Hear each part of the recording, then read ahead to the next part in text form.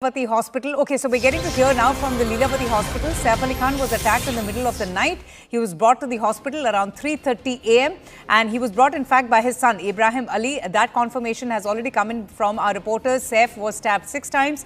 2 of these wounds are extremely deep. One wound in particular was extremely close to the spine on his back, and due to this, immediate treatment was necessary. Subsequently, a team led by neurosurgeon Dr. Nitin Dange, including a cosmetic surgeon Dr. Leena Jain, and also the other doctors, Dr. Nisha Gandhi, are treating him currently. So that's what we're hearing from the Lilavati Hospital. Vishal, this is information that we heard from the Lilavati Hospital earlier as well. So the Lilavati Hospital also reiterating the same, not wanting to cause any alarm or panic till he is treated or he's out of surgery. But do we know if the surgery is already over? Has he been shifted out of the surgery room? Is he presently recuperating? Any information from any source?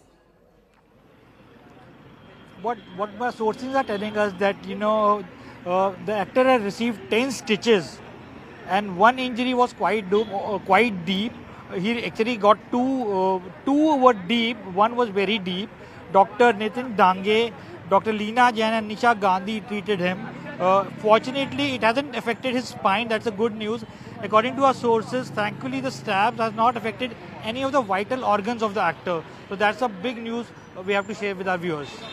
Indeed, that's a huge relief. That's a very, very positive bit of news coming in from Lilavati Hospital. Vishal, stay on with me. Sneha, stay with us. We will keep coming back to you. We are tracking the story very closely. The 3 visuals that you're seeing on your screens are that of Kareena Kapoor Khan, visibly looking extremely upset, distressed and anxious. Unexpected lines are following the attack on her husband, Saif Ali Khan.